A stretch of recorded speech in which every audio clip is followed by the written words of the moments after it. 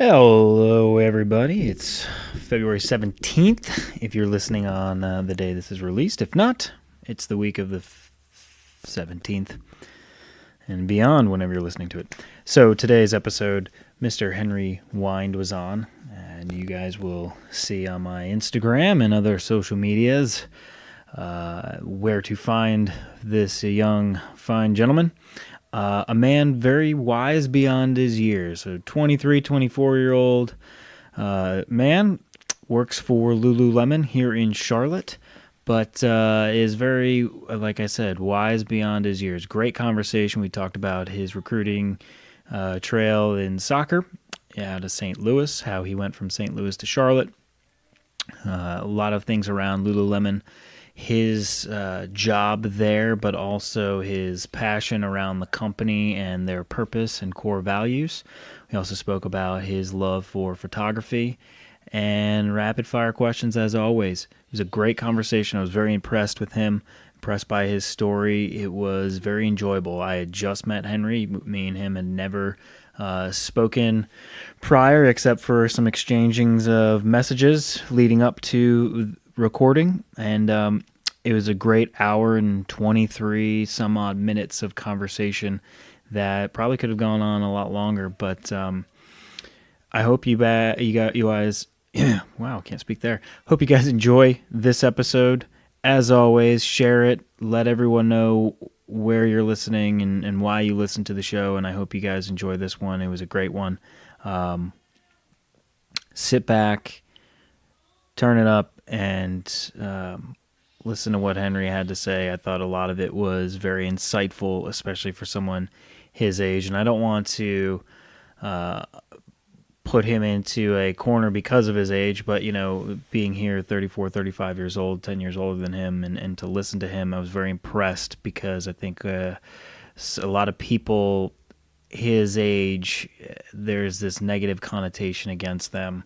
You know, millennials and all this type of conversation around, you know, they're not mature, or, you know, they expect a lot of things, and there's this thought of entitlement, and there's none of that from Henry. And it was a really nice conversation, refreshing, and it's really cool to have him come over and have a very open conversation with me. He could have been very reserved, as again I mentioned, we don't really know each other, but very vulnerable, very open conversation, and it was awesome, and I appreciate it, and I hope you guys all enjoy this one. So, with no further ado, here you go, Mr. Henry Wynd.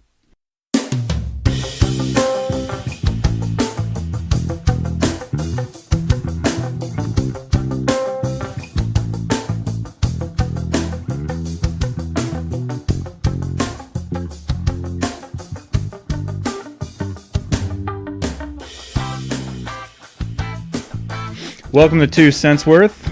As always, I'm your host, Ryan DeFaber. I am here with Mr. Henry Wynd.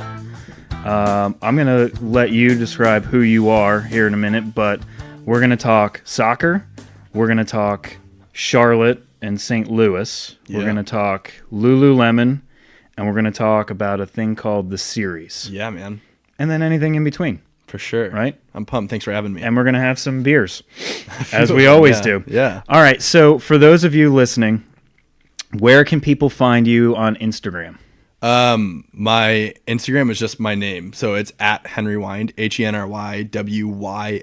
Yep. And like all my social media is the same. It's just my first and last name. Okay. Oh, we're also going to talk photography. Oh, yeah. We're going to do that. Yeah. All right. So who are you, Henry? Because we just met 15, 20 minutes ago. Yeah, which is wild, but that's introduced through a common friend, so it's not like he randomly showed up at my house. Which would also be a really cool podcast. Mm-hmm. Invite strangers in. That'd be tight. I think I'm going to do that. The next person that like solicits at my house, I'm going to say, you can come on in. You got to record a podcast. That'd be tight, though. If you want the sale, you got to record a podcast. I bet you one of them would do it. Yeah. Somebody that wants to give me new windows on my house or something. Yeah, or Cutco. That'd be tight. Yeah, right. But yeah, who am I is like a loaded question, I think. Like, of course it is, but yeah. If you're stuck in an elevator with somebody, how do you describe yourself? Oh man, I feel like the answer that I would like legitimately give is not one that people would normally give. Like I literally just say like my name's Henry, and like Okay. I talk to people. Like that's like what I say all the time. So most people that like describe themselves, they always say like, you know, my name's Henry Wynd. I'm from St. Louis, Missouri. I grew up there. I moved a bunch when I was a kid, and then I moved to Charlotte. But like somewhere over the last few years, I heard someone at one point say that like you were more than like your past, you're more than your accolades, you're more than this, you're more than that. So stop defining yourself by like where you're from or things that you've done, and just like say who you are and who you're here to be for the world. And so like for me, like if I was like meeting someone and people are just like, oh, like who are you? I say like my name's Henry Wynd, and I talk to people. Okay. I create space for others, and then we just like talk. That's simple. Yeah. You know what, though? Like you said, it was a loaded question, but I think your response creates, like what you just said, I talk to people, that creates a conversation. Because then my initial response would be like, what do you mean you talk to people? What does that mean? Yeah. So what do you do? You know, like that would be my follow-up. So then what do you do? Yeah. So a few ways to answer that question. So like, what do I do in terms of like, to, you know, who are like how I get my paycheck is I work for Lululemon. It's a phenomenal company, and I work here in Charlotte at the South Park location, and I oversee all of community in Charlotte. So anything from like relationships with studios or instructors or potential like community partners, not just coffee, places like that. I oversee that. So that was like how I would answer like the 9 to 5 question. Yep. But you know, really I believe in people a lot. And so I believe that everyone has a story and everything has something that they're deeply passionate about and that they care a lot about. And then like very rarely did they get prompted by the right question. And I don't think that I ask the right question very often, but I at least try. And I at least try to understand the full person. And so every single time I walk into a room or a space or wherever it may be, I always like ask myself, how can I pull as much value from each person and situation that I encounter? And whether that's like sitting down for a podcast or like at a coffee shop or on a date or like anything like that, like you may only get one chance with someone. So you might as well pull as much value as you can out of it. That sets you up to be a better human being. And also the other person, maybe they can walk away learning something as well. So First impressions. yeah, man. You only get one shot at a first impression, right? It. Yeah. And I also like, I don't know. I don't obsess with first impressions either. Like I think people are exactly where they need to be right at that time. And I have been several times in my life less than where I am now. And that was perfect. It was right where I needed to be at that time. And if someone like judged me based on that, and that's okay, you know, that's up to them. But for me, I always like to look through a lens of a lot of like love and a lot of grace. And if someone's having an off day, that's perfectly fine with me. So I've said it a lot on here and I put it on my social media and I tell a lot of people, so my persona is that I can be quite a big asshole at times. And it's not so much the fact that I'm an asshole. It's more so for the fact that a while ago, I just kind of stopped caring about what other people thought of me. Yeah. Right. And this is truly who I am. This is like it or leave it. This is the type of person that I enjoy being in.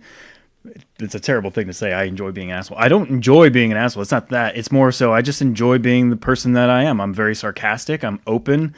This is who I am. So I think the same thing for you. Like first impressions for me, like people can walk away and be like, man, he's kind of an ass. But like when you start to get to know me, it's more of like, it's just that dry humor that I have. And I try and find some sort of humor in any situation. And I do that in a dry kind of direct way. And people sometimes will walk away and be like, I don't like that guy. Yeah. And that's okay. Because I stopped caring what people thought of me a long time ago. And it's pretty freeing. Yeah, for sure. Stop but caring like, about what people to be think. fair, like we as human beings, like we look to create patterns. Like that's how we interpret information.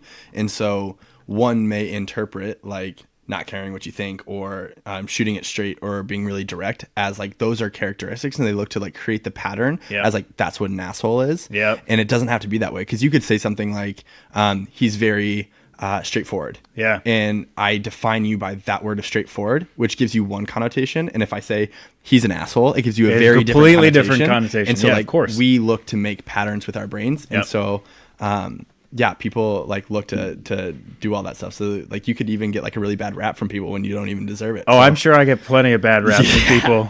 But like I said, as more people, like I get a lot of that even from some of my closest friends now, like when they told me all the time, they're like, when I first met you, I could not stand you. But then I started like hanging out with you more, and you're like very compassionate person. You're a genuine person. But we don't see that. We interpreted it the first time of, this guy's a dick. Yeah. What kept them coming back? Like, why did they? I think just mutual friends. Yeah, so like they were always like there, and I was there, and they're like, oh God, he's here again. All right, well, I guess I'll give this guy another shot. Yeah. And eventually it was like, I kind of like this guy. He's funny, but he's honest and true. Yeah. And yeah. So I think that's good. All right, so we're going to get to Lululemon. We're going to get to community, what you do for them, but also, the purpose of it and what you enjoy about it, all that, and how you got involved with Lululemon. Because I think that's very interesting too, because talking about connotations, I think that company, and I'll give you my perspective of it later on, but I think each company, especially a company like Lululemon, holds a certain connotation to it, to where it started to where it is today. Mm. And it's perception versus reality. Right. All right. So you grew up in St. Louis. Mm-hmm. Okay. You're a soccer player. Yeah. Did you play any other sports growing up? Yeah. I was like the traditional kid. I played soccer, baseball, basketball, played lacrosse for a season.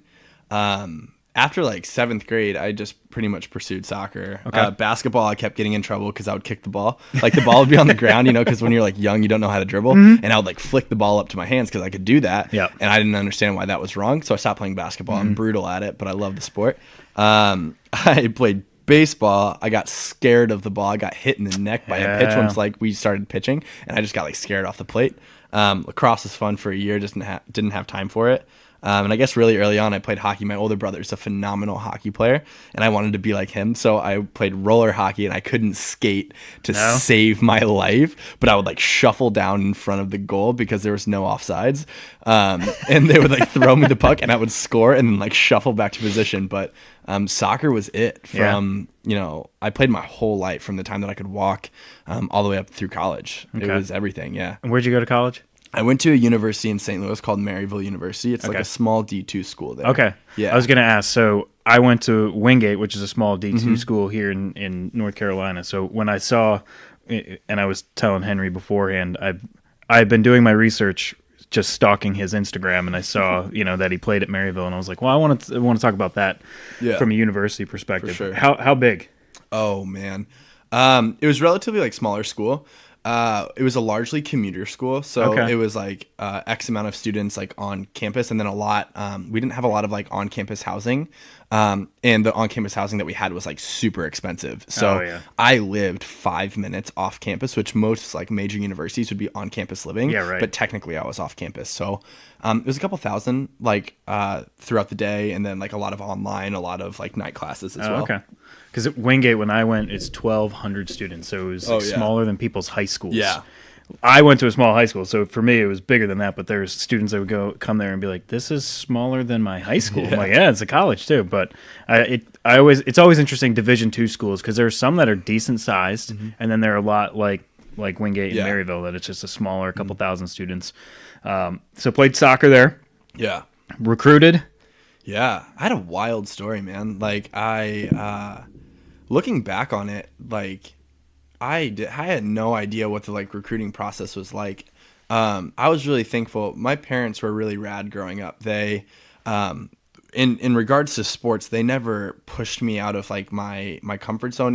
Not in like negative way at all. Like if I have an older brother and a younger sister, and at any point we all did a bunch of sports. And if we ever wanted to stop playing the sport, they always encouraged us to like finish out the season. Okay. And then if you don't want to do it again, don't do it again. Right. Like I never felt pressured. I never felt pushed. I never felt like I had to do this. I had to do that. My dad, when he was in high school, played soccer, did a bunch of things, and he was like one of I think 2 guys from his high school team that didn't go on to play college soccer. Okay. And so in high school, it's like really, it's really like appealing to go on and play at the next level. But to come home and like my dad like letting me know that like whatever you want to do is like okay, just like give everything a full look. In high school, I was really involved with a lot of things, and these like D1 schools wanted me to sign like my junior year, and like at that point you're like 16, 17 years old, and you want to commit your next like 4 years of university, but also your senior year of high school, and I wasn't ready for that. I wasn't ready to make that commitment. And there's a lot of universities that I said like, thank you, but like I need some time, and they're like, no worries, take your time. We're also going to move on to the next person. So like I missed out, quote unquote, on a lot of like Division I opportunities because I just like simply wasn't ready. And so senior year, I actually thought that I wasn't going to play. Like I made, it was nuts. I had done soccer my whole life, and I said like, I've, done it well. I've given it a full experience, and I'm ready just to like try something different. So I started looking into like universities that, I wasn't going to play soccer at. Got accepted to those universities and really started looking into it. And there's one university in particular, the University of Missouri. I was, really pursuing this like business school. My dad went to business school, and I admired so much of the way that he was. And so I wanted to like learn the things that he learned. Yep. I'm not saying that I had to be a carbon copy of my father, but like, like I wanted to learn the things that he learned. And so I started going to Mizzou probably like once a month for the next several months after high school soccer season. I just like liked it less and less every single time I went, and I was like, well, shoot, like, what am I gonna do now? If I don't like it now as a senior in high school when everything is so great, I'm definitely not gonna like it the next 4 years. And so I opened up my perspective to like, maybe I do want to play. So I took October to March of my senior year completely off of soccer. I didn't play club soccer. I didn't do anything. And then I kind of got this like thought like, well, maybe I want to play. And I was just really fortunate that some schools gave me a look my senior year. And I ended up committing to Maryville on like the very last day of like where you were able to like commit. The signing, I was the very last day. It was like a Wednesday. And I remember because I was like driving to youth group, and I talked to the coach. I was like, hey, I'm coming. And I was like, well, I guess I should tell my parents. And so like after I hung up the phone with the coach, I called my mom, and I was like, hey, I'm like not going to go to Mizzou. I'm going to go play soccer at Maryville. And she was like, okay, like that was that. And so crazy. The recruiting process was wild. And I definitely have some thoughts on it. Like now looking back, if I knew some things that I knew now, it would look entirely different. But it was such a crazy time.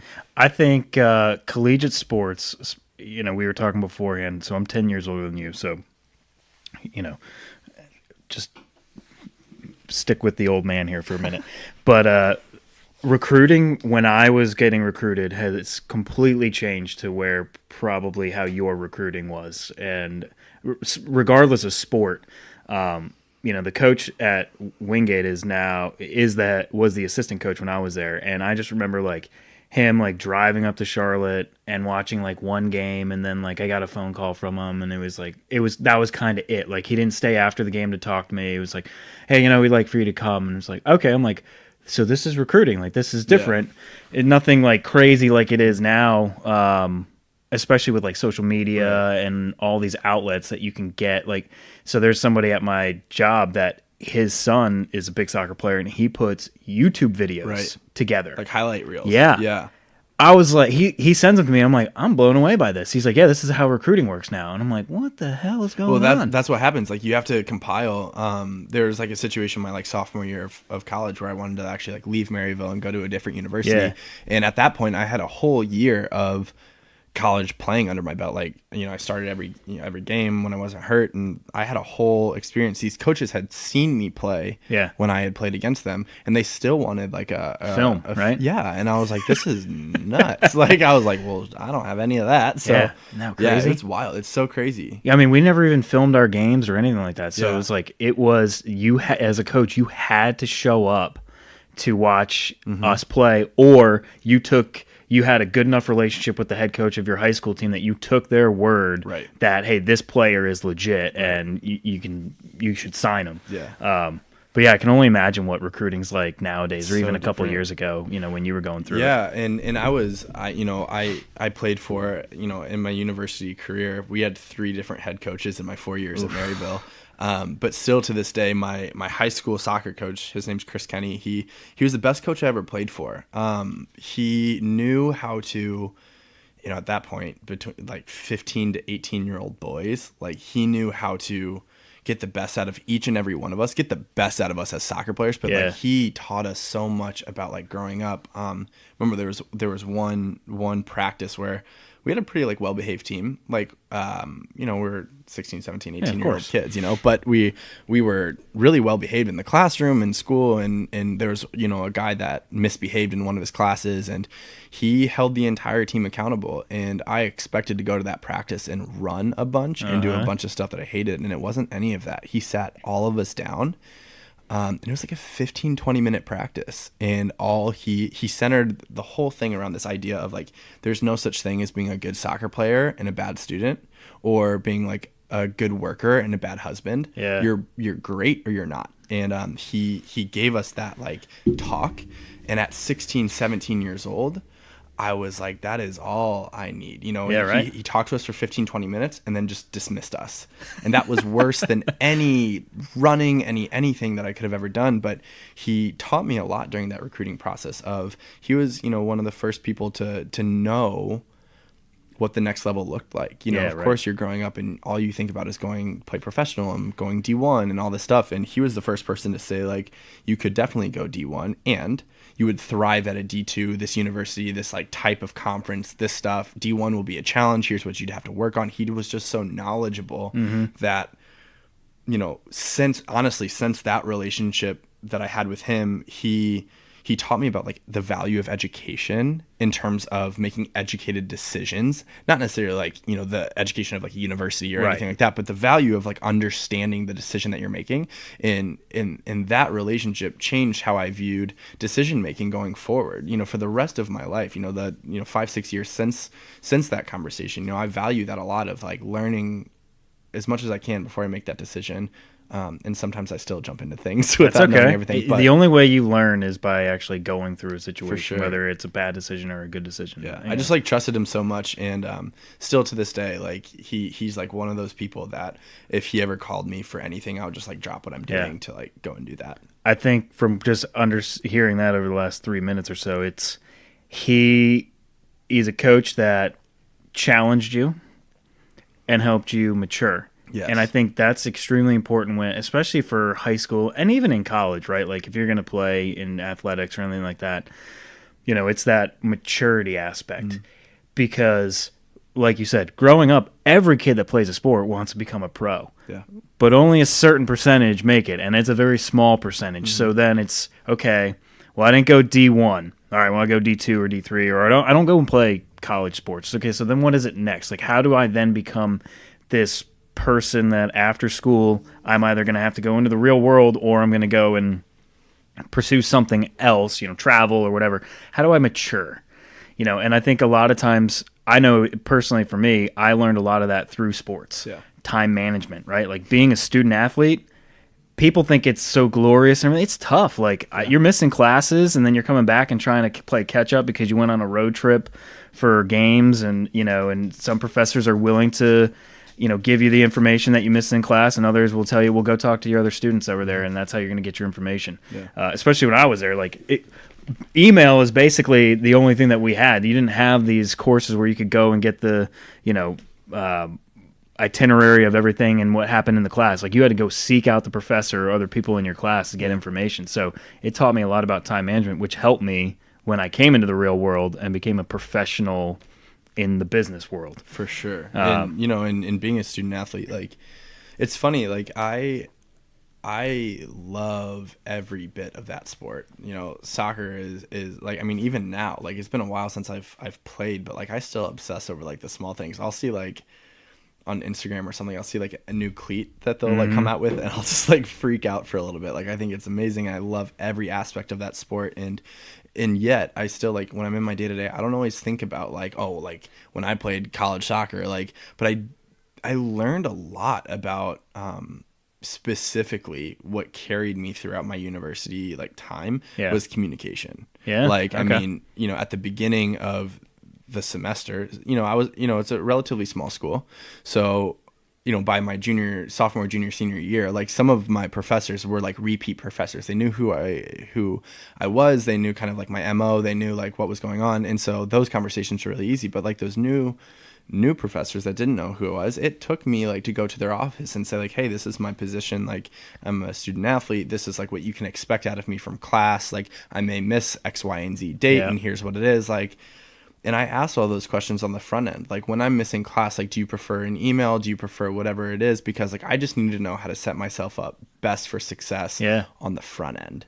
I was a very unconventional student. I didn't always do things by the book. And sometimes they told me like, well, this is what you need to do. And I said, maybe.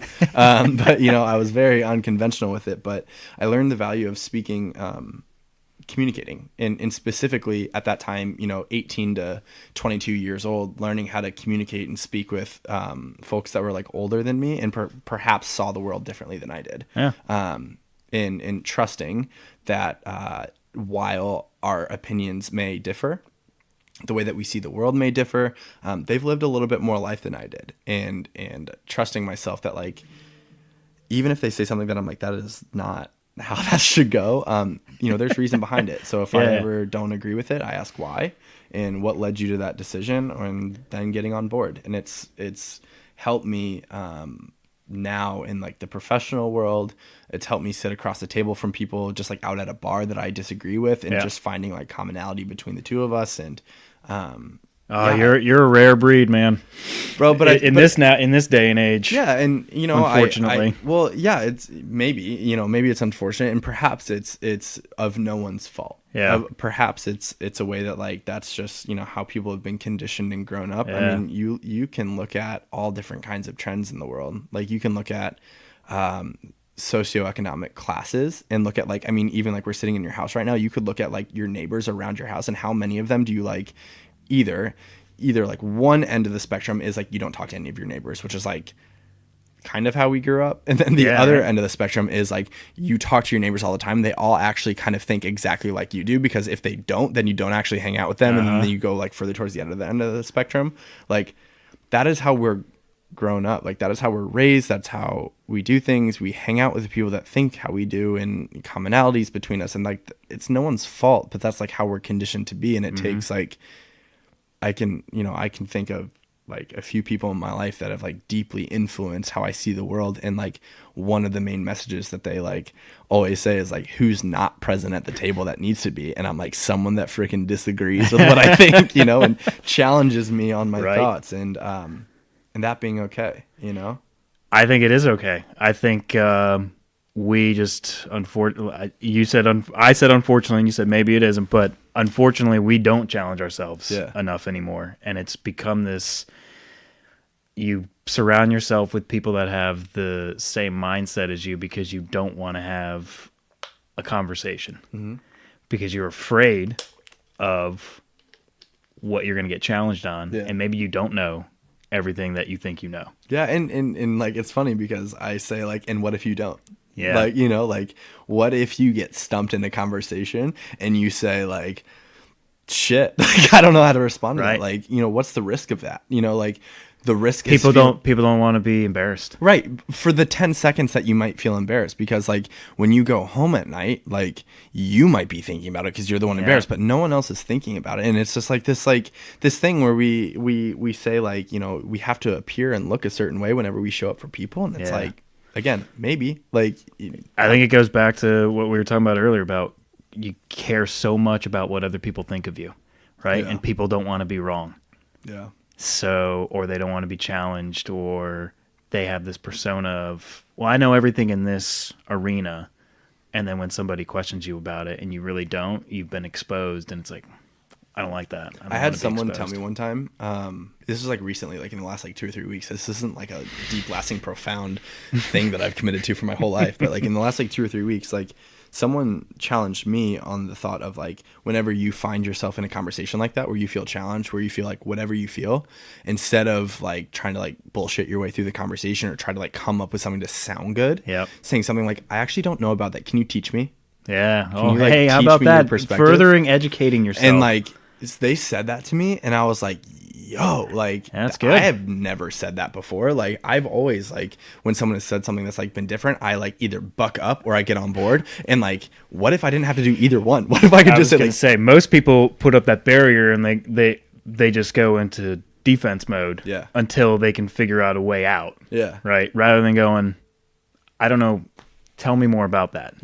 Give me your perspective play on that it. game. Like, this is like a dangerous thing to get into, but like play that game with like politics, religion, God. like, you know, international policy, whatever you want to, you know, test yourself on. Yeah. Like, who can you learn from? And regardless of if you accept what they say is truth or not, like, just learn from them. And then move on to your next conversation. Not everything has to be such like polarizing statements as like we oftentimes like to make it. You know, sometimes we hear one thing and we make that one statement mean everything. You're either right or you're wrong, and that's like one more reason to like be with you or against you. And it's just like, what if it didn't have to be that way, and you could just like have a conversation, say like, yeah, I don't agree with you at all, and then like let that be okay. Yeah. I think it's because, again, we've been conditioned as humans to always be the one in the room that has to impress. Yeah. If you're going to be somebody that's opinionated, you have to be the one that is also always right. Right. Yeah. And then when you're not, things go awry. And you're not willing to sit there and go, I don't know. Tell me. And you could, like you said, you could just be like, okay, great. They said their piece. I still don't agree with it. And we just move on. Yeah. But people don't do that. Well, and like that's what's funny. And so I think oftentimes when I get into like conversations such as this, like I remember I got into a conversation about like the university system, and I mentioned to you that I was like a really unconventional student. I have some thoughts about like how to like reform the university system, and like I'm like falling on deaf ears. Like no one's gonna listen to me and be like, we're gonna change all of America's like university system. However, like it should change. Well, the thing is like I'm really conscious of saying things like I've said for the last few minutes, and then like actually putting action behind it, because it's really nice to have like dialogues where we like share our opinions and things like that. But if we don't allow it to like change and inspire action, it doesn't quite matter. So I'm really mindful of, if I'm going to say things like that, like I have to actually practice that. And you know, again, we can sit in a room and like talk about how we can solve problems and create change in our communities, but unless you're like actively doing it and willing yourself to do it, it doesn't quite matter like all the lovely things that you have to say. And so I'm always like very mindful of how much I'm like a statement that like I have like adopted over the last few years, that like anyone that's close to me can like, you know, repeat like, you know, the back of their hand. They say like, don't just talk about it, be about it. I say that to people all the time, and it came from like a really stupid situation that someone said it to me, but it held weight. Yeah, don't just talk about it, be about it. And so I can sit here and say that like, yeah, you know, welcome different perspectives, and whenever people sit down across the table from you, like, what can I learn from you? And like that is an active practice of mine. That is something that like, you know, in my relationship, like with my girlfriend, if she doesn't, you know, if we don't see eye to eye on something, like instead of like being like, well, she needs to know that, like, you know, whatever, like, no, like, tell me why you feel that way. And like, if there's something I can do to change that, let me know. Yeah. And like, we will discuss if I think that like I can commit to that or not, but like, please let me know. In my work relationship, if I'm falling short of the bar, which like I came off of a season where I was constantly like missing the bar in my work life, like I need to know how that impacts you as my manager.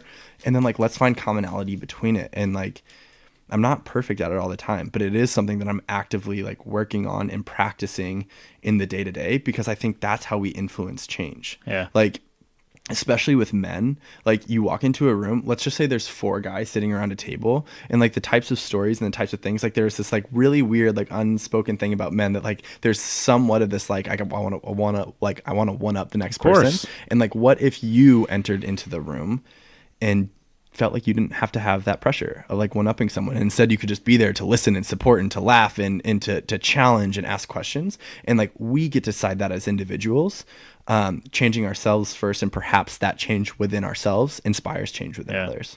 I think you're ahead of the game there, especially on the relationship perspective. If you can actually have open conversation with your significant other, I've been married 12 years, so I can tell you this, it'll take you a long way in a relationship. Because it's then not a one-sided relationship, right? It's both parties are fully committed in that you're actually having conversations. So I think you're definitely ahead of the game on that. From a professional perspective, I manage quite a few people. Not everybody comes to you and says, hey, I know I'm missing the bar. What can I do to improve? Most people want to just give you an excuse on why they missed the bar.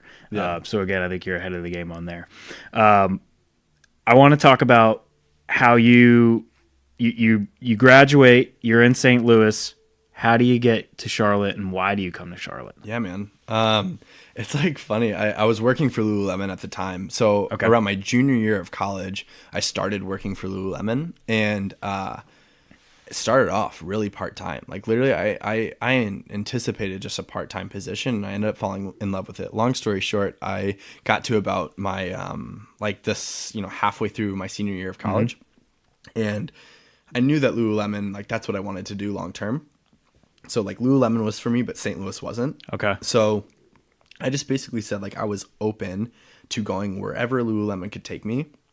I got a really unique opportunity around, February, March of my senior year to go to this conference where it was every single store manager within the Southeast region of the United States. And so 50 something, store managers plus the regional managers and all area partners. So like every like quote unquote important person that I could like talk to in a room, I was lucky enough to participate in this conference. And I just saw it as an opportunity just to like get to know people. And I got to know a ton of store managers and hear kind of what they were up to in their business, in their store, what they had hoped for that year, like growth and all of that stuff. Yeah. Transition, February is the start of the fiscal year for most businesses. And so hearing about what they had planned into for the year. So my store manager now, her name's Lynn. I worked for her in St. Louis. She was an assistant manager / she like covered like a store manager position for a little bit. She at the time was in Fort Lauderdale, Florida, opening up like a seasonal store. She got hired into the Charlotte, North Carolina role. She wanted to work for our regional manager, Steph, for a lot of different reasons. So Lynn went there. And then Lynn and Steph together, like within the first like few weeks of Lynn being there, were like, hey, we have no one to like run our men's business for Charlotte. Like Lynn was like, I got this guy back in St. Louis. I think he'd be really good for it. We'd love to interview for him. And so they reached out to me, and I had never been to Charlotte. I had never thought about Charlotte. Yeah, right. I knew that there was the Hornets and the Panthers here, and that is the extent of what I knew. A lot of people don't know. And actually, I'm surprised you associate sports with Charlotte. Most people just go, Bank of America's there, right? So it's actually funny because right when I was moving here, like literally 2 days before I moved here, my older brother was like, hey, you should like check to see if your bank is there. Because if it's not, he's moved a bunch. Yeah. You're going to have to change banks. Like you can't like have your home bank in St. Louis. And I was like, well, shoot, like I got to check. And I was like, I have Bank of America. Yeah. I'll check. And I was like, as we were driving there, like my mom and me, I was like, shoot, like I forgot to check. And we like drive into the city. There's like the big Bank of America stadium. Everywhere. And I was like, no, we're good. I think we're fine. Yeah. Yeah, but so long story short, I got really, really fortunate, man, like that Lynn and Steph believed in me to come here, and I got the opportunity to interview. Yeah. And once they offered me the job, I didn't even think about it. Like Lynn offered me the job, and I said yes on the phone, and she was like, also take like a day to think it over. And I was like, well, I guess I already gave her my answer, but like, well, I already said yes. Yeah, and so that was it. Like, okay. and it was from then. I got hired, quote unquote, in like May of that year, and I asked to not start until August 1st because I knew that like when I moved, I wanted to like move. I didn't want to like move to Charlotte, then like come back every other weekend to St. Louis and like do that. And so I was like, you know what? Like I want to like go to dinner with my friends again. Like I want to like take my sister out for dinner. I want to like go hang out with my brother. I want to go take photos with my brother. I want to like go do St. Louis things for about 2 more months, and then I'll go. And so kind of just build closure. Yeah. Because it's an end of a chapter, right? For sure. And then you're opening this one. I love the fact you've never been to Charlotte. Never. Before you even... Yeah. And so I accepted the position. And to be fair, like a month before I moved here, I was like, I guess I should figure out where I should live. So like I literally... my parents and I flew to Charlotte because like I didn't know anything. Like I got here and people were like, do you want to go to Noda? Do you want to go to South End? I was like, right. What is that about? And so we like did nothing but drive around different places, which was one of the most stressful weekends of my life. My parents are so funny to like, I'm sure, to like experience like together on things. My mom is like the planner, like we're gonna go here, we're gonna go here, we're gonna go here, and then my dad's like much more of like the Lucy goes, we'll figure it out, is like kind of like my dad's MO, and I'm like a little bit more like my dad in that regard. But yeah, it was so funny. Yeah, he's a funny guy. But yeah, so I came a month before I moved here just to even like look at it, and yeah, it was cool. Where'd you end up? I ended up in Noda. I spent my first year in Noda by chance. I was gonna say, are you still there? No, so I'm actually in South End now. Oh, okay.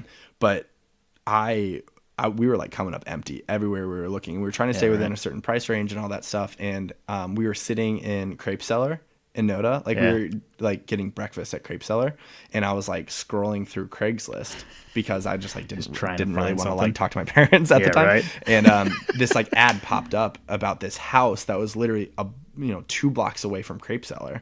So I looked it up and I was like, hey, we should just like go walk over there. It was a beautiful house, and ended up like messaging the people that put the ad up, and just kind of like lucked into that, and that gave me like the exposure to Charlotte that like I really loved. Did you move in with roommates? I had 4 roommates. And you didn't know them? Didn't know any of them. Yeah. Yeah, man, good for you. Yeah, it was wild. Yeah, and you're more mature than most people would be. Well, it was a new city, and I knew that a lot of my time was gonna be spent at work anyway, and so who I was living with, as long as it wasn't like so detrimental to like my mental sanity, like I knew that I could make anything work and find commonality between anyone. So I did that, and I still love Noda. I'm in South End now. I would love to move back to Noda at some point. I think it's a great space. I was there last night. Like I think it's just a great space. Being where we are in Ballantyne, I don't get up there as frequent, but I did work in South End for 5 years, and so I used to work in commercial construction. So what was this? 2007 through 2011. South End was not what it is today. Yeah. Completely different neighborhood. Great for the city because it's definitely helping attract, younger people to the city, and at the same time, people that want to live in and around downtown or don't want to live in downtown but still have that downtown feel.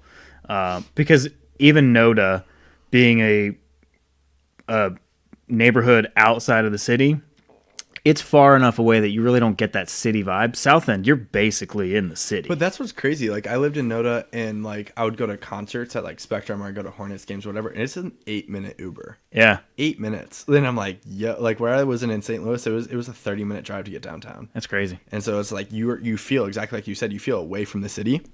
It's 8 minutes on a drive. Yeah, and you're like that's. I mean, there's spots in Noda you can see the skyline and everything. Yeah. And there's some great viewing there, especially. We'll get into your photography. I'm sure there's some great shots that you can take from there.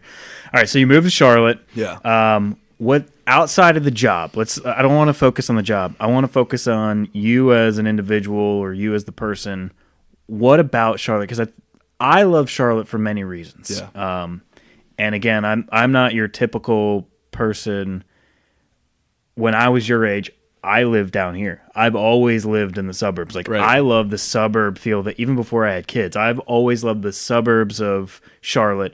I love the close proximity of the neighborhoods that you live in to the city. I think those were always cool. Mm-hmm. But for some reason, I just always loved living down here. So I want your perspective on the city and what keeps you here. Yeah. Let's take the job out of it because the job could take you anywhere, right? So yeah. What about Charlotte that keeps you here? Yeah, I think I describe Charlotte all the time as one of the coolest cities I've ever been to. Charlotte is one of, if not the most accessible city I've ever been to. Everything's about 15 minutes away. Yeah. So like I said, I was in Noda, and my work was 15 minutes away. Uptown was less than 15 minutes away. I felt like I could get anywhere. And in Noda, I could walk everywhere. Yeah. And I loved that at first. I loved that part of it. St. Louis is so different than that. It's so spread out. No matter if I was going to work in St. Louis, which was a 20-minute drive, all highway to get there. Anywhere that you wanted to go, you were pretty much on the highway, and things were so spaced out that. If I was going to a friend's house, sometimes, you had to get there, here in Charlotte, it's so much different than that. Yeah. I love how close together things are and how accessible things are. I also love, and this wasn't at first because I didn't know, but after I've been here for a little bit, I really have the belief about Charlotte that if you can't make it in Charlotte, you can't make it anywhere. This city is so, in my opinion, accepting of entrepreneurs. Yeah. the rate of people that, you spoke about yourself, you're in a corporate position, and then at one position, or at one time, excuse me, you say, like, I want something else to stimulate my brain. You create this podcast. Yep. The amount of people that I've spoken to in Charlotte that, while it may not be a podcast, perhaps it's like a clothing business or a coffee shop or whatever, people that like just cold turkey stop what they're doing and do something completely different because they believe that they can. That like isn't really too common in St. Louis. It's a lot of, just corporate, and like you do your job even though you hate your job, and that's it. And in Charlotte's not so much that way. So I love the entrepreneurship that exists in this city. It's growing quickly, and I'm not obsessed with growth in terms of city development, but I like to see the influx of people and the different perspectives that they bring. I'd be interested to know your perspective, because I have a very, I don't want to say unique perspective, because I used to be in commercial construction, but the one thing that I always knock Charlotte on is, for some reason, just the way that we are wired here in this city, we want everything new. Yeah. And it drives me nuts when we have some great architecture or some great opportunities to take buildings that might have gone into disrepair, and in construction, when you have a building like that, it takes much more money than it would be to just tear it down and build new. But to have some character to the city, like my favorite thing, I work in downtown, my favorite thing in downtown is Latta Arcade. Yeah. Because it's the one thing in downtown that isn't new and shiny, right? Yeah. Like it's something that it's got its, issues, right? Like the air conditioning doesn't always work in the building, and Brevard Court, it's old and it's tight, and it might not be the cleanest, but it's got that history to it and something that somebody redeveloped and turned new. Yeah. That's why, at the same time, the neighborhoods you've lived in, I love seeing like these old mills, right? So like North Carolina was big into, I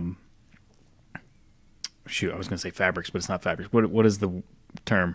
Textiles, yeah, there you go. Gee. Yeah. Big into textiles, right? And furniture and all that stuff. And we have all these mills, and we tear them down. Yeah.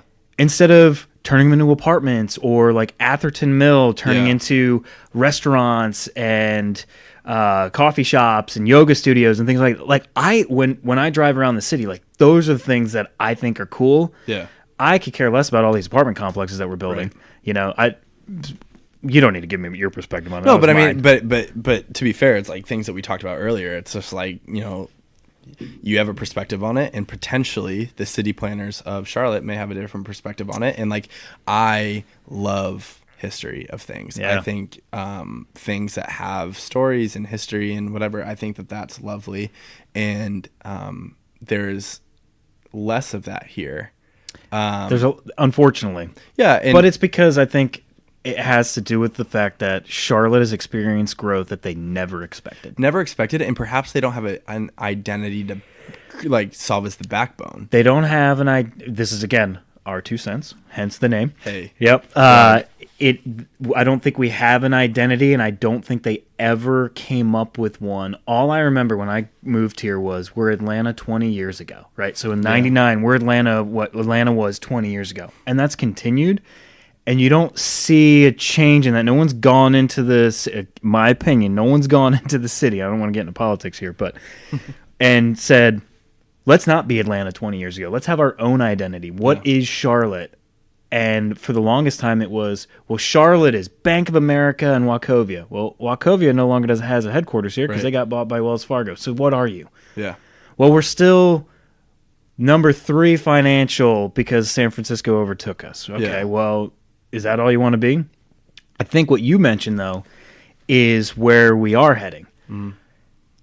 We're more accepting of entrepreneurs. We are accepting more of startups and these different types of creative outlets that people have. And we always will be defined as a financial city, and that's okay. But then what else do you have going on in your city? These neighborhoods that are growing, and, gentrification's happening. There's argument, good and bad, on that. Right. But I think you're right. I don't think Charlotte does know what its identity is, and I think it's going to take probably another 20 years before they actually do have a true identity. Yeah, and I think that's what's really cool is like seeing Charlotte. 2019. I came in 2017 2017 is when Okay. I moved here. And so to see Charlotte, you know, I haven't been here long enough to be like, oh, it's changed so much in the last however many years. But to see, But in even, your like, 2 years, I bet it's changed tremendously. yeah, even like a little bit of change. And, you know, I oftentimes, that question of like, what's our identity in Charlotte, or like, where would you like to see Charlotte go, is such an interesting question to me, on depending on who's answering the question. What a blessing it is to be here during the time of figuring it out, because I'm, you know, I may be here for a few more years. I may not be in who knows. Yeah. However, I can always look back and say, you know, between 2017 and whatever year that I exit, like I can say like, yeah, I was there for that. And to be fair, I would love to be part of that, like, identifying process of the city of Charlotte. I would love to say that in 45 years from now, when I'm like talking to my kids, like, to talk about like, yeah, I was there for that. And I remember those conversations. I remember when I was talking to so-and-so, and now they're the mayor of the city and they're changing stuff. And like, I would love to say that. And so I think it just takes asking the questions. And So, well, we'll go off script here because we were going to go into photography next, but sure. we'll go back to photography. Yeah. Let's talk about that impact that you potentially do have today. So you mentioned earlier, Lululemon, you're head of community, Right. for Charlotte. Mm-hmm. Okay, what does that mean? Yeah, that's a great question. The easy way to describe it is like every outward facing thing that you would see from Lululemon, from initiatives that are going on within the company to events that you would see. I have just a big hand in. Not everything is done through me, because, you know, I have some phenomenal brains within that organization that work there. And, you know, I'm lucky enough that I get to share the same room as them, to be honest with you. Yeah. But, you know, I get to have my hand in several of those things. So outward facing things, from relationships with businesses, studios, gyms, etc. Ambassadors. That's like kind of right, because how we got connected was through Mike Metcalf, who used to be an ambassador for Lululemon, Right. And he told me to reach out to you because you guys worked together for the however many years he was an ambassador for him, or the back end of it. And I thought his was very interesting in the fact that you all as a company saw an opportunity inside of NASCAR. Yeah. And I mentioned earlier my perception of Lululemon before sitting down with Mike, and I've known Mike for years, before sitting down with him and knowing he was a Lululemon ambassador, I was like, isn't that a women's company? Yeah. Right? It's funny, like, isn't it? That's the perception. Yeah. I think obviously now it's completely different. But like when people first started hearing Lululemon, it was the leggings, the yoga pants. Yeah. It's a women's clothing company, right? It's an apparel company for women. Yeah. And then you see somebody like, for me, right? You see somebody like a Mike Metcalf, a football player, a NASCAR pit guy, and he's a Lululemon ambassador. You're like, well, what's going on here with this company? Yeah.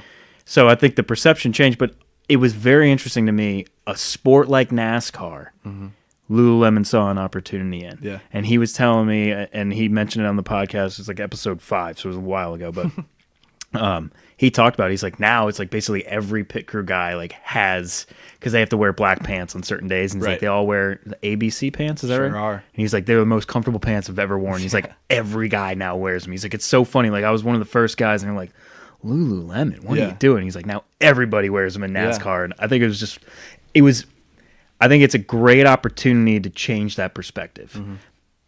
Because from an advertising perspective, you're not really out there from an advertising perspective. It is a brand that is built off of just in my opinion, you can have, for sure, but more so around like quality, word of mouth, and the people like Mike and others and yourself that are out there talking about the brand and creating its story rather than spending money on advertising dollars. You're like hitting it spot on. You know, we've been around for 20 years. We're like going into our 21st year right now as a company. We started in Vancouver, and you know, from the beginning, like, I kid you not, like how we started as a company was our, you know, the guy that founded the company, Chip Wilson, he literally created like 3 or 4 pieces of clothing for this one specific yoga instructor in Vancouver. Okay. And he gave it to her and said, tell me what sucks. Like, tell me what doesn't work about it, and I'll change it and I'll make it happen. And it was a company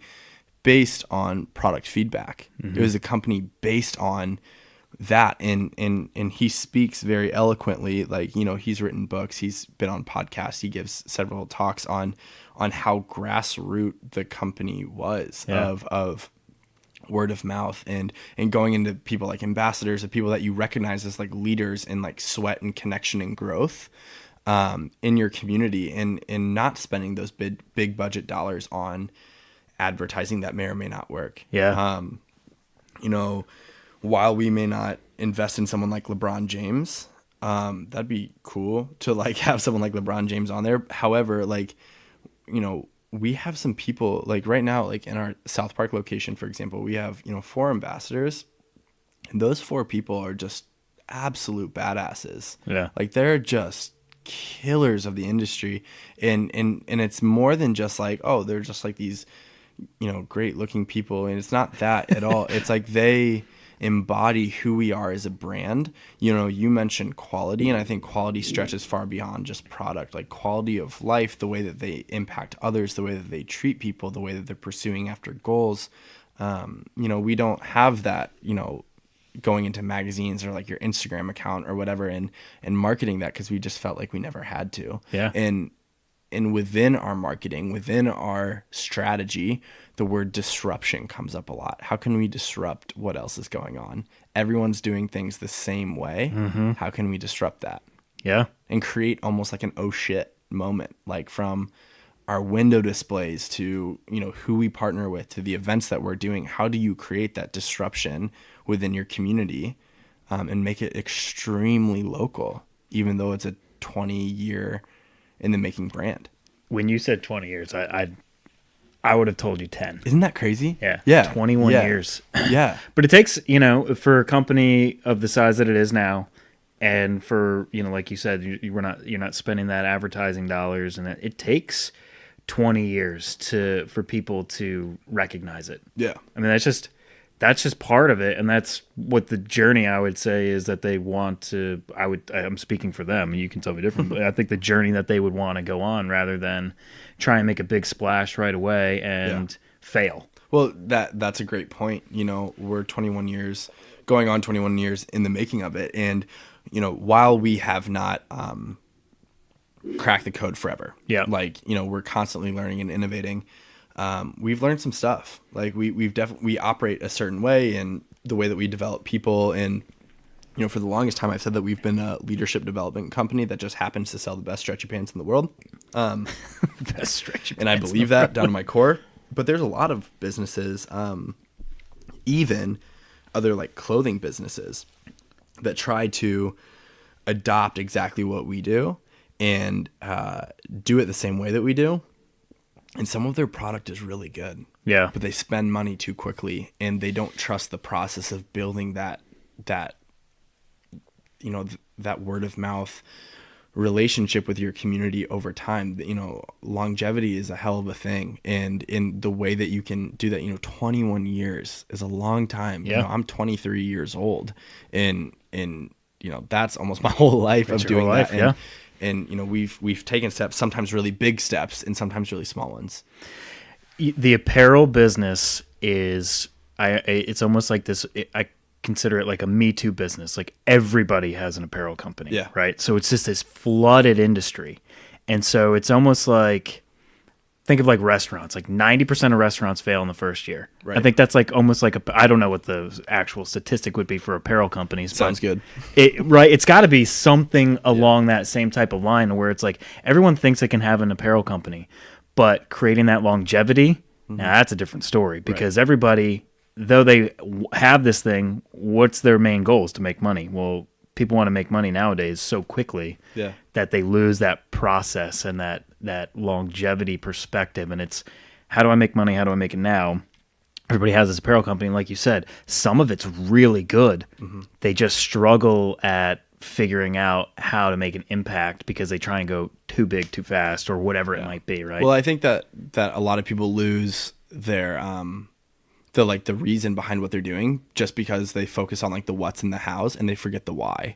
So Lululemon, for example, like their why is to elevate the world through unlocking the full potential out of each and every one of us. Mm-hmm. That's why we do what we do. So we look to, not only with like our employees, for example, we give them like personal and career development tools, leadership development tools. We develop the hell out of our people. You know, me as a manager, like, yes, there are definitely things where like I have deadlines on things and creating strategies and budgets and all of that stuff. But the overwhelming amount of coaching that I get from my manager is like, how am I showing up in conversations? How am I creating space for other people? How am I getting the best out of each and every one of my people? And that's the stuff that I get held accountable to. And nowhere in that, it's like, how well do you know that shirt inside and out? And so if we're a brand that sells the best technical clothing apparel in the market, and the last thing we talk about is the actual product, like, what is that? And so many companies and insert, you know, food, drink, retail, whatever it may be, you hyper focus on like the what's in the house. Like, you know, we're going to make $1 million because we're going to like sell the best product, and it's going to be all about like our marketing, and like that word is really good and all that stuff. Like, that's great. And I believe it. And what if you like thought a different way? What if you said like, I'm here to, like what I said earlier, like when you asked me the very first question of like, who are you? And I said like, I talk to people and I create space. Like, that is why I'm here. I'm here to create space for people. And the what and the how I do that is interchangeable depending on the situation, but I never lose sight of that why. When I'm in a conversation, when I'm in a business meeting, when I'm leading other businesses through like a vision and goals and core value exercise, I do that because I'm very strongly connected to my why, and therefore I'm less attached to the what and the how. Whereas most businesses, most retailers, most restaurants, most everything are very, very attached to the what and the how, and they never even focus on the why. And I think there's a lot of power to that. I think in 5 minutes, you've changed quite a few people's perspective of that company. Yeah. For multiple reasons. One, you just talked about career pathing. Where in retail does a company focus on career pathing? Yeah. You make it to manager, and then you go and find another job. Right. Right? Like, that's a career path for most people in retail, or they just go and become managers of other retail companies, right? Secondly,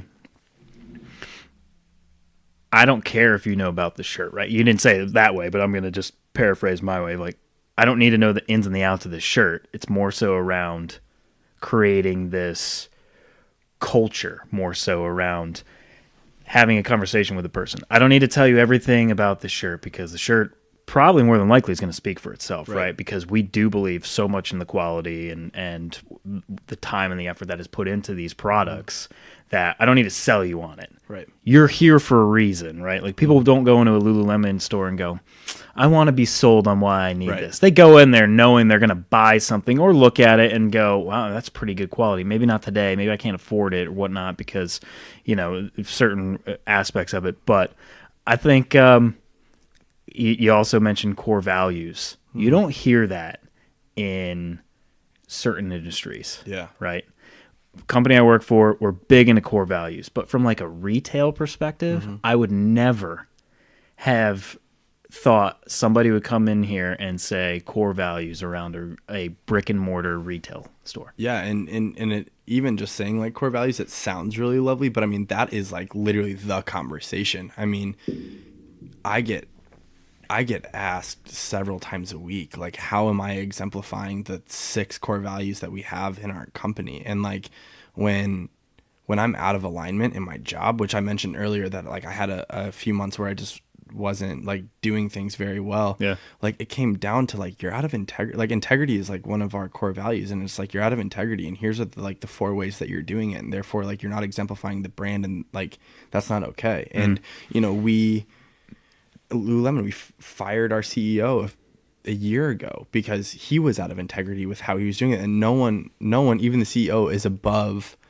the organization. And like, and some people, they saw the firing of our CEO, and they're like, oh my gosh, they freaked out. Like, what are we going to do as a brand? And I was like, we work for a brand that's bold enough to fire our CEO because they're like out of alignment with their core values. I was like, who the hell are we? And I'm all for it. Like, that is amazing. And it is, you know, I said it was national news. Yeah, I remember reading it. International. Yeah, and you know, I mentioned the word disruptive earlier. Yeah. And And you mentioned that, people come into the store knowing that they may buy something or they may whatever, and they are, our sales associates are referred to as educators, like not even sales associates, because your metric of success is not selling a product. Your metric of success that I ask like educators about is like, what kind of conversation did you get into? And did you educate them to where they can make their own decision knowing what they're looking at, more than just like the look of it and maybe like it, it's cool.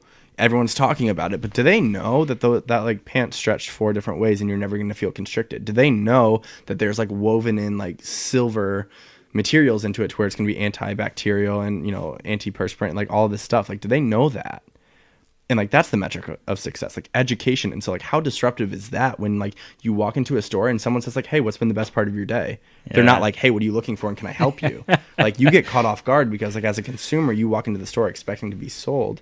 And you're like, shit, they're just like asking about my day. Or you try something on, and though you look at yourself in the mirror and go, man, this looks terrible. That looks great on you. Yeah, and like maybe I say like, hey, you need a different size. Like, let's try a size up and a size down. You'll find out really quickly which one it is, and we're like, that just like it's not for you. It's not flattering, and like they're honesty is another one of our core values, and therefore it's portrayed in everything that we say. Like, are you being generous with your thoughts, and are you like sharing how you're interpreting the world with other people? Because if you're not like living into honesty, and that's not tight. Like, that's not cool. You know?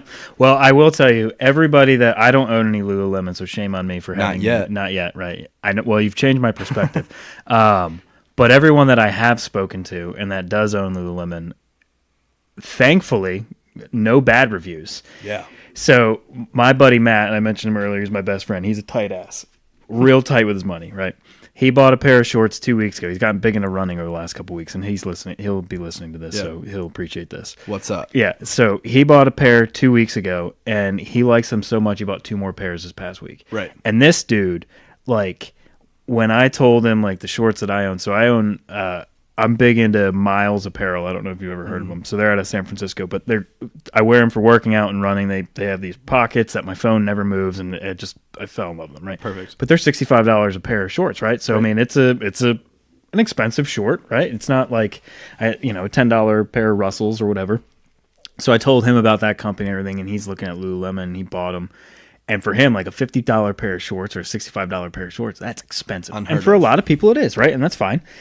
But he bought one, and now he has 3 pairs within 3 weeks. So, I mean, and then my buddy Thomas, who I was talking to beforehand, he letting him know that you were coming here, he was like, I love Lululemon. He lives in South Dakota, and he's working with you all right now on a race out there. He's the head of sports for Sioux Falls out in South Dakota. Nice. So he's working on a sponsorship, a partnership with Lululemon out there. So of course, he's telling me about it. He's like, you need to get their shorts too. I'm like, listen, man, I'm like, I just let you know he's coming over the house because they're both avid listeners of the podcast. We'll so hook that they'll up. appreciate it. Yeah. All right. So the series. Yeah, man. So we've talked about Lululemon, the core values, your involvement, but community and the series. So what is the series? How did it come about? And why are you involved? And what about it drives you? Such a good question. It's a broad question. It's a broad question, and I love the question because it's one of the things that I feel like most proud of. So to answer your question, the series is our collaborative speaker series event that we partner with Not Just Coffee. So Lululemon and Not Just Coffee here in Charlotte. Yeah, they have 5 locations. Brilliant. James and Miracle Yoder. They're the 2 owners of it, husband and wife. They're phenomenal human beings. And they make good coffee. They make great coffee, and I personally, just from like a human standpoint, I admire so much the way that they care for the community. I mentioned earlier that Charlotte is deeply entrepreneurial, and I feel like they were kind of like the OGs. Like, they started Not Just Coffee, 7-8 years ago, and they were one of the first people to dive all into something that could potentially fail. And they started with 1 shop, and now they have 5, and they're just phenomenal human beings. But anyway, it's our collaborative speaker series event. We have a 6-part speaker series event starting in, I think it was... it was November was the first one, and the last one will be in April. And so it's once a month for 6 months, And the idea behind it is there are some people in Charlotte with some brilliant perspectives on the world. So between the two of us brands, we wanted to take what Not Just Coffee has to offer and what Lululemon has to offer, which really at the end of the day is just like different perspectives and different people. And we together wanted to create a space to where people could share their stories, and perhaps we could inspire a little bit of what we were referring to earlier about like creating that identity. Yep. Perhaps that like the two of us brands could be on the cutting edge of helping create that identity by giving space for people to share their stories and for us to learn and to accept and to challenge and to grow together. You know, a lot of people, they look at Lululemon as like this yoga apparel company, and they look at Not Just Coffee as a coffee shop, and they're like, what the hell do they have anything to do together? I was going to say, how do these coincide? Yeah. So we got, probably about this time last year, it was like, I think it was April of last year, we looked at our community and said like what was needed. Yeah. Like we consistently asked that question to ourselves, what's needed now? What's needed in 6 months? What's, in the future? And part of what was needed was, developing a little bit of something different. Everyone and their mother is in Charlotte, at least, creating different events. Like I feel like every single day of the week you can find a different fitness event in Charlotte, which is super cool. And that's something also that's really unique to Charlotte. It doesn't happen in other cities. Yeah. And so we knew that we didn't need to do that. James is someone that like I know personally, and through James I met his wife Miracle, and we together, like the people at Lululemon, the people at Not Just Coffee, just started talking about like our brands, core values was honestly the thing that linked us together. Okay. Like they have a different product, so in reference to earlier, they have a different how and what, but our why is the same. To serve people. That's good. Not Just Coffee got really big a few years ago with a statement of like, love people, not just coffee. It's a really like cheeky phrase there, but the more that we got into a relationship with those two, the more we started to say like they are really on the cutting edge of some things. Yeah. And so one day there was just this conversation of like, how can we put ourselves together? And it started off as one speaker series event, and it's transitioned into we're going to cap it at 6. In April will be the last one. And so it's once a month, and we're hearing a bunch of different things. And it's held at their stores? Yeah. So it's at different Not Just Coffee location each time. The original intent, to be honest with you, the original intent of it is they have 5 locations. Okay. And we were going to bounce around to each one of the 5 locations. And after the second one, we had a little bit over 100 people come. And we're like, 3 of their locations aren't going to be able to support it. Yeah. So right. like we looked together, both Not Just Coffee and Lululemon. We said like, we gotta figure that out. And so, a problem that we did not expect to run into, and we're really happy that we did. Yeah. And so they've been bouncing around between, Not Just Coffee, at Atherton Mill, and Not Just Coffee Packard Place in Uptown. Okay. Yeah. So, and this is going to air on the 17th of February. So it's kind of perfect timing because it's that same week. When's the next one? Thursday, February 21st at 7 p.m. at Not Just Coffee at Packard Place. Which is in downtown. Yeah. Right near Ink and Ivy. Right. Baseball field, the new hotel, Barings office building. Who's the speaker? This guy named Rob Johnson. He is a lot of things. So when I first moved to Charlotte, to be honest with you, I didn't know anyone. I knew Lynn, like I mentioned earlier, but I was unashamedly like, I knew no one. Yeah. And so I just started asking people like, who are the people in this city that influence you and that are like, who do I need to know? Rob was one of those people, and he came into the store probably a week after I started working there, and we got breakfast one time. We went to like a 6 a.m. yoga class, which like to this day, I'm like 6 a.m. is a no-go for me. But we talked for 3 hours at breakfast afterwards. Oh, wow. And this man is a former Marine Scout sniper. He is a father. He's a husband. He is a supervisor for Morris Jenkins Heating and Cooling. Yeah. He is a fitness instructor. He is an all-around phenomenal human being, someone that I draw personally deep inspiration from. So Rob Johnson's going to be the next speaker, and he could to be fair, go down like 6 or 7 different avenues and be completely well versed in all of them. And I'm so excited to hear from him and learn from him. Does each series, because the other ones have passed, but like moving forward, you have February, March, April, so you got 3 more. Mm-hmm. Does each series have a certain topic that people can expect, or is it more so the speaker in general is going to come and tell their story? Yeah, it's more so the latter. Okay. At first, it was like this thing could look any way. Yeah. And the team that worked from Lululemon and Not Just Coffee, like the team together, we started thinking about like what question could we ask these people, and even simpler than that, we literally sat around like a circle table and asked ourselves, who do we want to learn from? Mm-hmm. Like, who do we, as like the 4 or 5 of us, like the people that were in that circle, who do we want to learn from? Selfishly, who do we want to learn from? And like we compiled a list of like 20 names of people that have inspired us, have moved us, and some of them we knew, some of them we had no idea how we were going to get in contact with them. But, the question that sparked this whole thing was like, if you had to give a TED Talk tomorrow, what would you talk about? Because my guess is whatever you choose to talk about is probably going to be the most important thing to you.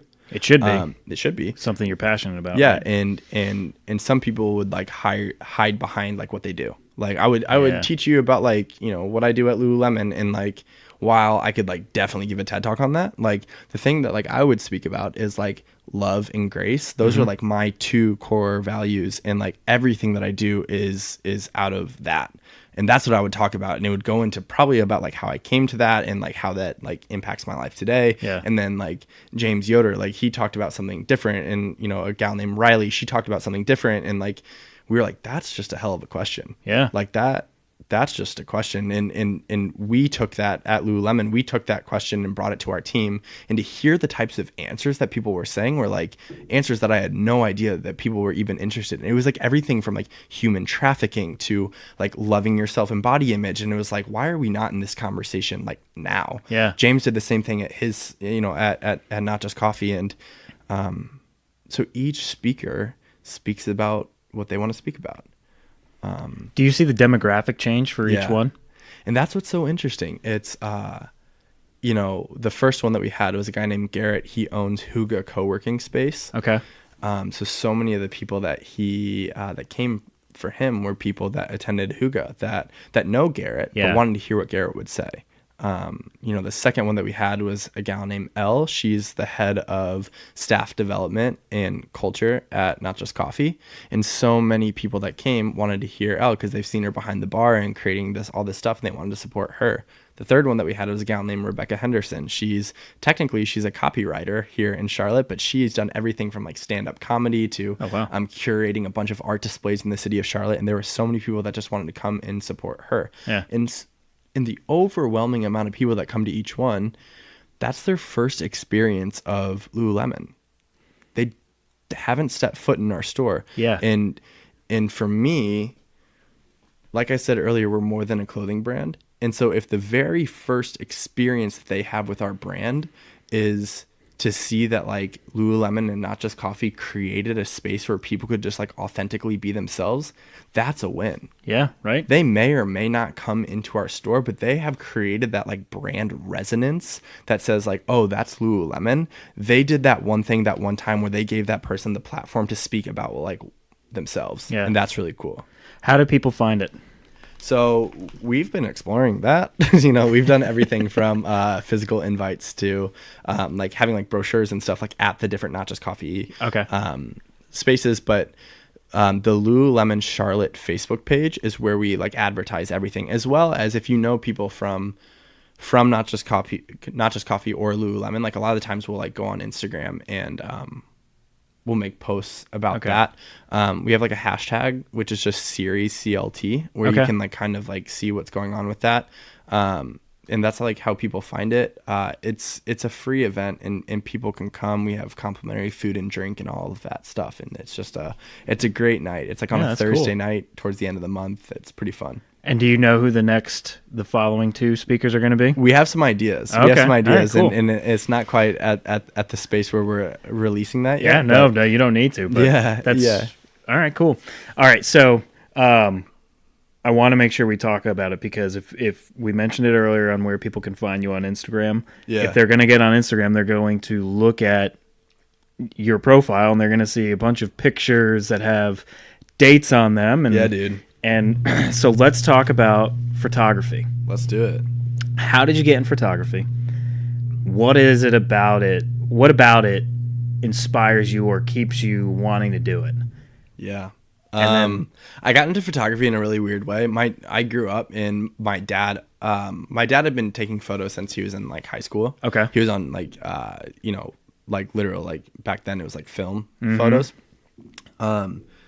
So growing up, my brother, sister, and we always had like a camera in front of our face, and specifically in sports. Like my dad loved taking photos of two things, which was like us playing sports and then like the family photos, you know, like all five of us like together or whatever. It was like, when I was younger, I like hated that. We would like wear black turtlenecks and just like hate it. But it's like endearing now. But yeah, so my dad always did it. So we had cameras laying around the house all the time. Okay. When I was a freshman in college, I was playing a game of soccer and I got elbowed in the face, and like literally like my lip was like hanging off my face, and I got like really, really badly concussed, and I thought I was never gonna play soccer again. So instead of like sitting there and being like, well, my life is over and this sucks, I was like, I need something else to just like fuel whatever. And I just was fortunate to have a camera laying around, and so I picked it up and found out that I liked it, and I was a very different photographer than my dad was. Like I had no interest to do sports, but I loved shooting people. Taking photos of people, and I started doing that for a little bit, and it just kind of stuck. It was never a thought that like this was going to be a thing, and it just stuck. And so you mentioned that you take pictures of people, which now that you've said that, I see that now looking at your profile. It's not situations, right? It's more so an individual, right? Like it's not like this grand event. Like you see a lot of photographers just like, here's a family photo shoot I did, or here's a wedding that I did. Yours are a lot of just either one individual or one or two individuals at a location. Yeah. It's I love storytelling. I think as a photographer, like I've been around a lot of other photographers and some people that are just unreal at what they do. Everything from like senior portraits to like cityscapes, just unreal at what they do. And everyone kind of has their niche. And for me, I love telling stories through what I take. And one of my biggest things that I look at is like, how can I, capture the person in the moment, that there's no required caption, there's no required anything that goes with it, that you just get a glimpse as to what I saw in that moment. I don't pose people. I stay away from editing as much as possible. I may bring up a little bit of light or anything like that, but I don't like edit people. I don't Photoshop. I don't anything like that, because it's just people. I find humans the most fascinating subject. I think it's the best of all of God's creation, human beings, and so that makes sense that that's what I would document the most. Yeah. So is it gone past now a hobby and more of just a lifestyle for you? Yeah. I've gotten the opportunity, which like, again, super fortunate and lucky and not something that I sought out, but people have given me the opportunity to like represent their business in terms of like taking their photos for their business or for people or for musicians or whatever. And that's like, it's such a cool thing whenever people trust in you in that. There are some times where I'm like, I would just like, I meet someone, I'm like, I would love to photograph that person. I think that they're great. I met with an artist this morning. His name's Kyle. He's doing some really progressive stuff. It's really great. And I was like, I met him and listened to his like creation process, and I was like, I would love to photograph that. And then a lot of the times, like for example, like in my backpack right now, I have my camera with me, like I haven't even touched it. So like there's it's always there. Yeah, it's there, but there's a fair amount of times that I don't touch it at all, because I never want to lose sight of like documenting something in my brain first. And if I ever feel that like wrestle of like, do I take photos or do I not? It's always I don't. So is it? And I know, in photography, people will talk about like it's an extension of you. Like your camera is an extension of you. Is that you capturing that moment or that individual or that just time and space or that process? Is that is that how you operate, or is Yeah. it something different? That's fair, because I Okay. feel like if it was not an extension, it would require a lot of like me like messing with reality, if you will, in terms of like, wait, why don't you turn 45 degrees that way Yeah. and tilt your head up and then go that, and like that would Create me- a false perception of the actual Yeah. situation. Yeah, and I'm so grateful that it's not my full-time thing, so I don't depend on like my bills being paid through it. Yeah. I might take it a little bit more seriously if I did, but I Do you think you'd fall out of love with it though if you had to take it more serious? probably, and I think Yeah. everyone does that, Yeah, right. no matter what it is. Like, I mentioned earlier that I love talking to people, and there are sometimes I go and I talk to people and I'm like, that's the last thing I want to do right now, and Yeah, right. it just happens. It's that way. However, I feel like now as a photographer, I would handle, even now, sometimes I sit down with brands, or I sit down with businesses, or I sit down with people, and my questioning process before I take photos sometimes like deters people away. And there's a healthy amount of times where I will ask them enough questions and I say like, I'm not your guy. But here Yeah, are like good. 4 or 5 other people that are absolutely crushing it, that shoot that way. Like things that you're asking me to do, I don't even do well. Yeah. So like, don't, I'm not your gonna guy, do but you here are like justice. 4 or 5 people, and let me connect you with them, because they're phenomenal human beings. Yeah. Like they're great people, and they're really great at what they do. And so, yeah, it's definitely an extension of who I am. If I bring out my camera, no one is surprised. But I also make sure that I don't just like hide behind my camera, that people can like see me for me. Yeah. And, yeah. There's somebody there. When I moved to Charlotte, it took several months before anyone knew that I was a photographer, because I don't talk about it. Like I never talk about it. I never am like, oh, I'm Henry, I'm a photographer. I never talk about You're it. not pushing it. Yeah. It took several months before anyone had any idea that I was a photographer. Yeah. And then suddenly like someone found out, and it turned into a thing. And there's a gym in South End in Elizabeth called Metabolic. Yep. It's where I choose to work out. They're phenomenal human beings. I believe in their brand. I think they're great. I'm like their in-house photographer. And I don't know if he's still one of the owners, but he used to play for the Checkers, Yeah, right? yeah. His wife is a professor at Wingate, so my wife and I No way. know her. Yeah. So funny. Yeah. they're like, I love And Lindsay, them, my wife, used to work for the Checkers, so that's so crazy. Yeah, right. But Finley, she's the GM there. Like she asked me to be like the in-house photographer there, and she was the first person in Charlotte that asked me, and it just so happens that I absolutely love their brand. Right. But when I was in St. Louis, I did that for a lot of like places, but like she was the first one that asked me, and that was like a year plus since I had been in Charlotte, and no one knew that I did that. Yeah. Because I just like didn't talk about it. And so I love it. It So do you want people to find you? Because I'll give you a free plug if yeah, people bro. want to find Like, you. I mean, like it's funny. It's like, it's a yes and no. Like I would never deter anyone if they're interested in looking. Yeah. Hell yeah. Like look for it. Am I out here seeking fame? Absolutely not. So like, if people want to look, like who am I to tell them to not? Well, But they know where to find you on Instagram, and if they see pictures that you've Yeah. taken that you're interested, how would they get in touch with you for photography? literally, like they can do anything. Like on my Instagram, it's like technically set up as like a business Instagram, so it has like my email and phone number on Ah, there, which so is probably like pretty dangerous, but it's on there. I don't put my phone number But on also like direct messaging. Okay. I am prone to taking like months off of Instagram. Like I took all of January like off. Like I had it off my phone. I posted like once for my girlfriend's birthday, once for Yeah. like one of my best friend's birthdays, and once about the series. But other than that, I deleted it from my phone. So sometimes I do that. So Yeah, I go good for you. rogue. So my email and So get his email while he's on there. yeah, now. and phone number are on there. So if there's ever anything, like, and I'm also like super down to work with people and just like bring what their ideas are to life. That's cool. Yeah, I think they're great photos. I thought it was very interesting Thank you. how you said it, and then it kind of just, I'm like, yeah, you're right. He does take pictures of basically like individuals Yeah. and situations. Yeah. And not like turn, like you said, Yeah. turn 45 degrees and Yeah. put your chin up. Oh, it's the wrong lighting. Move over here.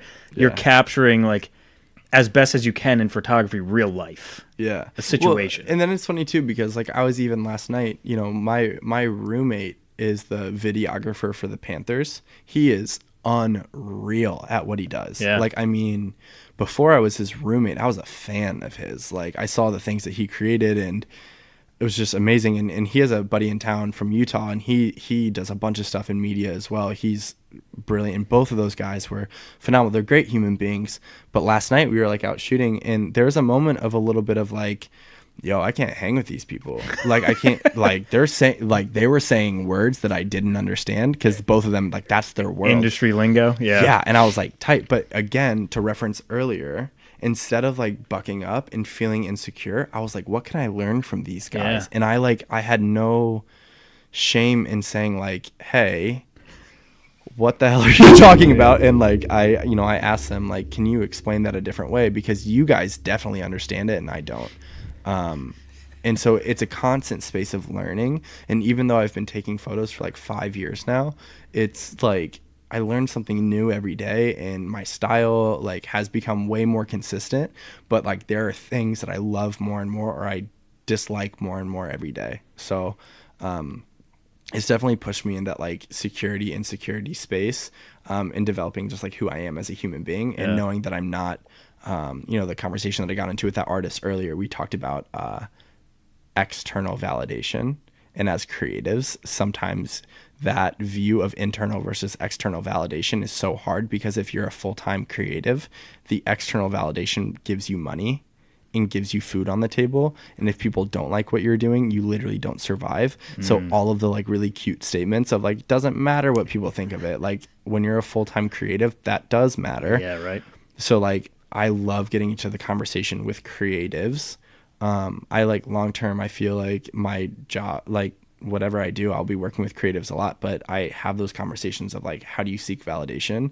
And like, what do you believe about yourself whenever someone doesn't like your shit? Like, and that kinds of stuff. And this morning, Kyle was just such a brilliant mindset on that, and he has such a great belief on that. And there's a guy named Kent Youngstrom who's in Charlotte. His studio is actually not far from your house here, but his viewpoint on doing things that makes him happy versus like trying to fit his stuff into other people's stuff, like I just love hearing from that. It shapes me a lot. I think it's cool you said that for him, and then also for yourself. I think too many people just take every job that they can get. Yeah. Right? Because you got to put food on the table. For Right. you're in a good position where you don't have to do that. And, hopefully, or if that's where you want to continue to pursue, that you can continue that mindset and that model of, I don't need to take every job because it doesn't fit. And I don't want to create something that doesn't fit what I've created myself and that I believe in.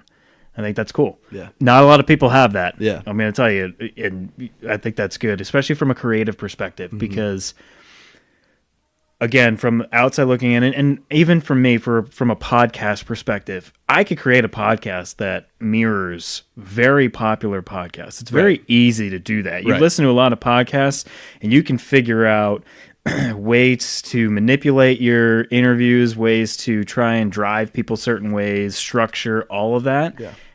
But I don't want my podcast to be that. Like I mentioned before we even pressed record, I don't edit this. So everything that happened, like me dropping my phone and hitting the desk 2 minutes ago, that's going to stay in the podcast because that's real life. Like this is a conversation that I'm not manipulating for people to listen to it in a certain way, or I want to cut out pieces that were good and the rest of it that might have been bad or whatever. No, this is a real conversation between two humans. Yeah. Right. So the creative perspective of it, I never want to lose insight of. The monetization does come into play for podcasts where advertisers will come in and say, well, I want an ad to run at this point in time. And then there are now a lot of media companies that are buying up podcasts and trying to drive them in certain ways that fit their brand and their way of messaging and being creative rather than how the individual actually created a podcast to begin with. So there's a lot of parallels what you talked about earlier. Yeah. And it's like, what's even crazier is like, you mentioned that like I'm in a fortunate position to where I like don't have to like contemplate like putting food on the table to like what photography jobs I take. Yeah. But like when I was 20 years old, I started working for Lululemon. Something that Lululemon does with every single employee that comes through there is they like fully teach them on like how to develop a really strong vision for their life and create meaningful goals to support that vision. So at 20 years old, I was taught that like I can sit there and close my eyes and think about my life 10 years down the line. Like if time, money, education, experience were no issue at all and you could do anything you wanted, what would you do? And then do it. Like create meaningful goals. And at 20 years old, I started believing in myself that like, yes, we just talked about photography and how it's not my main thing. And if I don't completely align with it, then I don't have to do it. And that is so true with me in photography. And it's also so true in everything else that I do. Yeah. Like I applied that learning to jobs, literally jobs. Like when I was a senior in college, I met with so many different companies because I thought that like, you know, Lululemon, like retail, is that really what I want to do? And I met with all these people and it like, all came back to like, that's not what I love. And I chose not to do that. There's so many relationships that I could have been in and it didn't honor myself and my belief. And so the fallacy in life is that sometimes you do things because you feel like you have to. And there's definitely like I am not downplaying at all. Like when you're struggling and you have to put food on the table, do whatever the fuck it takes to like do that. And absolutely. And like if you're in a place to where you can like provide for yourself and there's that, like take the time to think about your ideal life and what does that look like, feel like, sound like, and then do it. Yep. Because you don't have to just have a mediocre life. And I learned that at 20 years old and I'm relearning that at 23 and I guess I'll like learn that you're gonna keep relearning it over and over. And so it changed my life. And as much as I apply that to photography, it's like how I apply every single thing that I do as well. Yeah. Cool. All right. You ready for rapid fire? Yeah, dude. Okay. Born ready. All right. Midwest or Southeast? Southeast. Southeast. What are you obsessed with right now? Music. Oh, that leads in perfectly then. Who's your favorite band? Mumford & Sons. Mumford & Sons. Best concert you've ever been to? The first time I saw Mumford & Sons. Okay. Which was when? 2016. Where? St. Louis, Missouri. Okay. Black and white or color? Black and white. Every day. Every day. Every day. Why? The real reason is because I never had a photography background. I never took a class. I never did anything like that. And I sucked at colors. I would get really frustrated with some colors would look blown out or not as full as I wanted them to. And instead of like humbling myself and asking someone for help, I was like, fuck it, I'll just do everything in black and white. And black and white has stuck as like, now I look at color photos that I take, other people like unreal that I take and I'm like, that doesn't even look like me. And so black and white. Black and white. Okay. Who's your biggest influence? I would say in my life, in terms of like how I handle myself as a human being, my store manager and one of my very best friends in the whole world, Lynn, she has, especially over the last like 3 years as we've been friends, she has like helped me process through so much of like growing up, my parents' divorce, growing out of college and into the real world. She has influenced so much of how I think and see the world. And then in terms of creative, so many people like there's a band of probably like 4 or 5 folks that I look back to consistently for creative like influence, knowledge, influence. Yeah. Name one of them. This gal named Joan Fisher. She's out of St. Louis. She's like, if you ask people in St. Louis who's the best photographer in St. Louis, they'll say Joan Fisher. Joan Fisher, yeah. When I was a sophomore in college, I didn't know anything about photography or how to like, people just started asking me to like pay me for my photos. Yeah. And I really boldly, because like who was I to do this? I like asked Joan Fisher, the best photographer in St. Louis, like what her pricing model was. Yeah. And instead of her being like, oh, you're a competitor, I'll never share that, she was overwhelmingly nice. And I remember when I like first started and like I remember when I was pricing, this is how I did it, this is what I charge now, here's probably what I recommend. And she was so nice to me and it shifted everything on how I viewed collaboration. And she still to this day I think is fucking unreal. That's great. Favorite location you've ever photographed, really? Have you ever taken pictures at? My favorite location, I would say if I had to choose, like absolutely had to choose. Like if you're going to go out today just to take pictures, yeah, where are you going? Yeah, there's this one spot in St. Louis where it's kind of this like courtyard, if you will, and then like the arches behind it, the Gateway Arch, and that just like creates really cool photos. But as we mentioned earlier, like I obsess over people, and so I've never been concerned with location. Like literally, the most stressful part about me as a photographer is when people are like, "Oh, where should we shoot?" I'm like, "Oh my god, that's like the worst question." Like, no. Where? No, don't tell me that. Like my dream location is like shooting someone inside of their house, like in their kitchen, in their living room, and doing that really well. Like that's like what I want to like crush, and I haven't done it yet. Just creating real life. Yeah. Favorite brewery anywhere? Heist Brewery in Charlotte. Heist Brewery in Charlotte, in Noda. Yeah, in Noda. All right. Who do you suggest listeners go to and check out on Instagram beside yourself? Because we've already given your plug. Who would you suggest? I would suggest from a photography perspective, I would say there's a kid out of St. Louis, Missouri named Lucas Winkleman. Lucas, and then Winkelmann. Had to think about it. Yeah. Lucas Winkleman. He just does some really great things in terms of like branding and shooting really great stuff. He's phenomenal.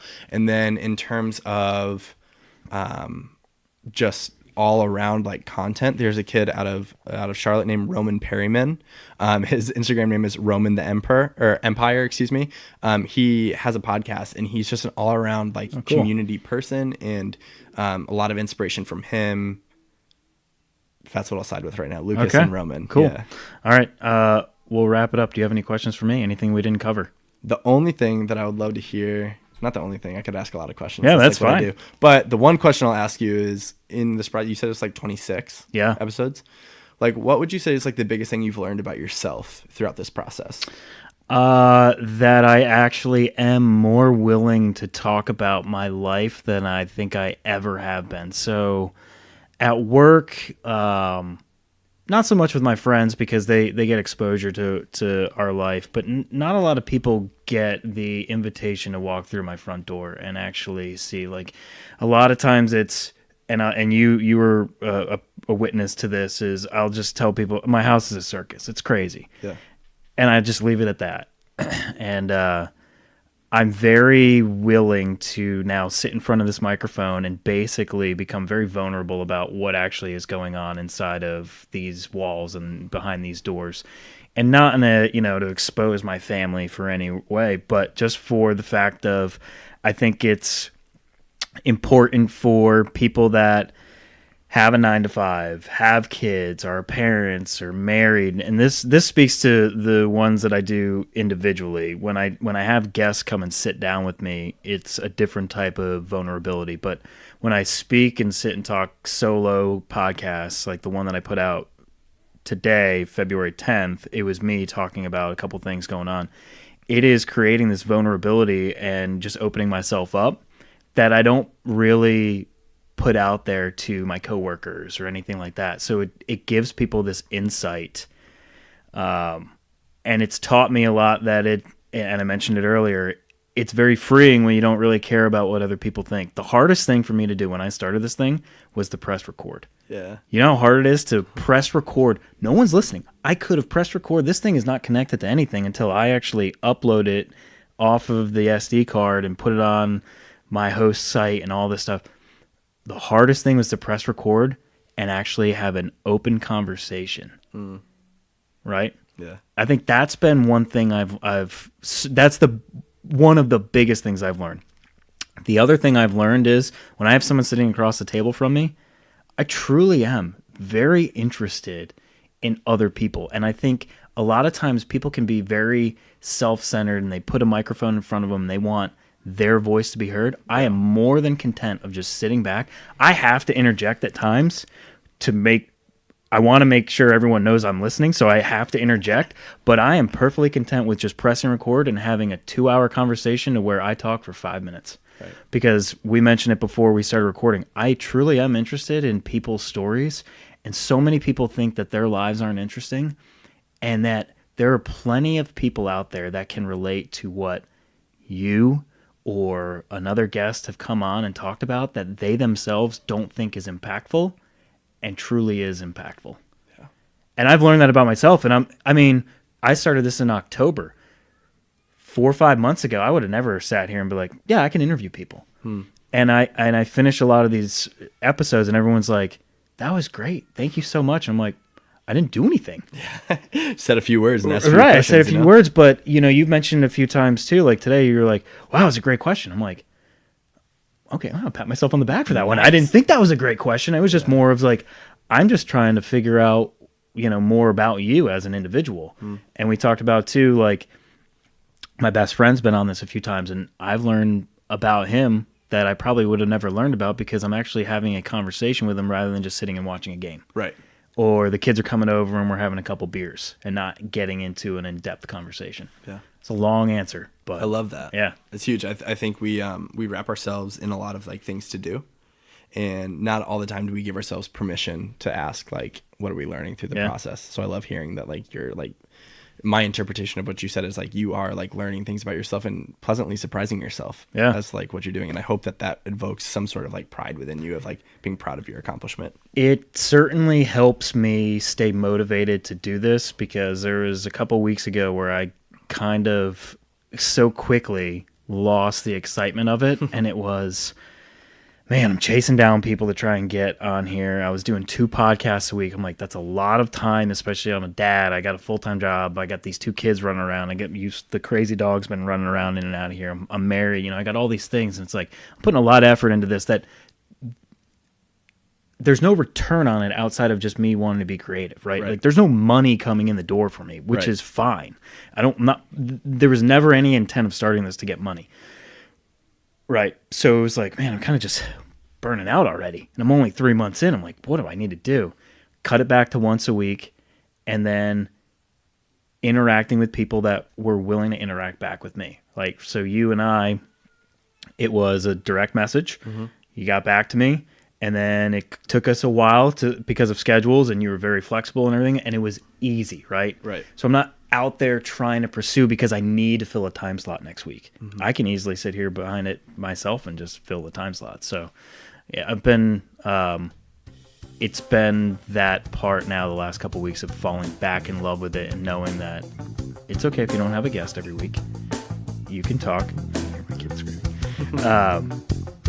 But like, you can hear my kids screaming in the background. Like that's what I got going on in my life. Yeah. I mentioned the circus. It's going to be a circus. Once we press stop, we're going to have to get him. The other one's downstairs. Mom is running around. The dog's running around. You're going to see the whole thing. Yeah, it's real life. Yeah. So, well, thank you so much for having me. No, I appreciate you coming down and spending some time. We're probably close to 2 hours now. Yeah. Hour and 20 minutes. That's what's up. Yeah.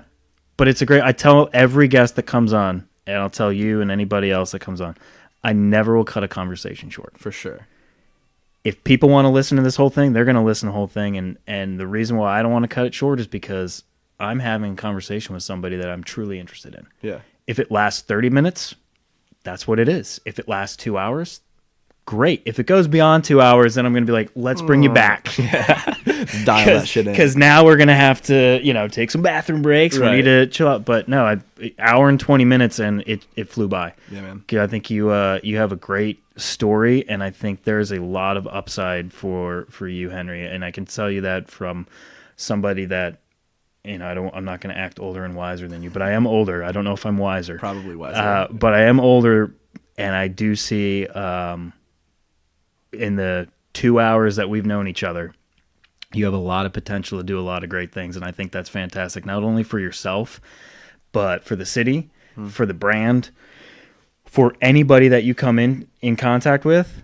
From just seeing you, again, perception on social media, but now having a conversation with you, you're wise beyond your years. And I don't think you realize that. And I think you're going to come to a realization very soon. For a 23, 24-year-old man, you are ahead of the game, and I mentioned it a few times today. You are ahead of the game, and I appreciate that. Thank you so much. Yeah, I think today you showed a lot of, your potential and your vulnerability and your openness, and a lot of what you talked about. There's a great maturity in you. Thank you. Don't ever lose that. Yeah, I blame a lot of the people that have shaped me in my life. Like they have taught me so well. Don't blame them. Thank them. Thank them. Yeah. All right. Anything else? No, man, I'm good. All right. Where do they find you again? At Henry Wynd on Instagram, HenryWynd. And I posted today, which is the 10th, but on the 17th, this will come out, and throughout the week, you'll see sure. that, I'll be reminding everybody that Henry is on and to check this out. Thank you again, man. I appreciate you coming Thank you by. so much. All right. Thank you, everybody.